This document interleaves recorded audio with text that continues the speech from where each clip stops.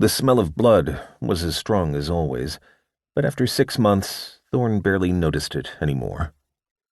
He had always found it fascinating what humans were able to normalize, though he had no idea if he and Velin still qualified.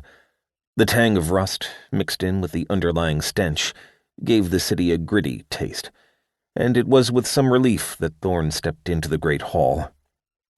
Massive iron columns held up the metal edifice that loomed over the district, holding the offices and laboratories of Ogam, Master of Steel and third seat of the Deva.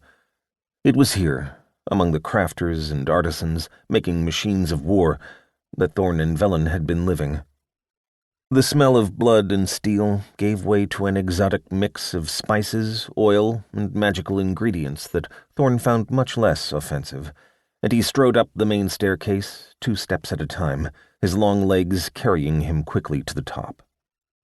On the landing, he greeted the attendants with a nod, showed his pass to the guards, and walked down the passage that led to his room.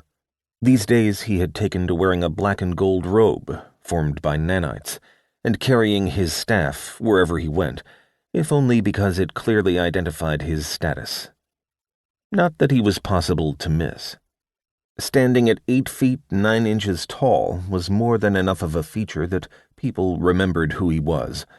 His height had been more helpful than he had anticipated, and allowed him to stand out from the crowd. Of course, the golden badge he wore on his collar and sleeves that marked him as a Grand Master Artificer helped as well.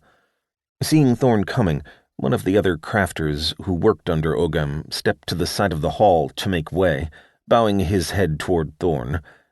"Rune Master Thorn, I am just coming from your rooms." "Hello, Artificer Jerub. Were you looking for me for something in particular?" Looking slightly strained, Artificer Jerub shook his head, causing his white curls to bounce. The artificer was a handsome man, though his nose was a bit too sharp, and he had a tendency to spend a bit too much money on clothing. No.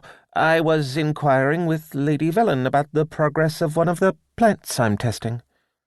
"Right, your weaponization runes. How's that project going?" "Not well, I'm afraid.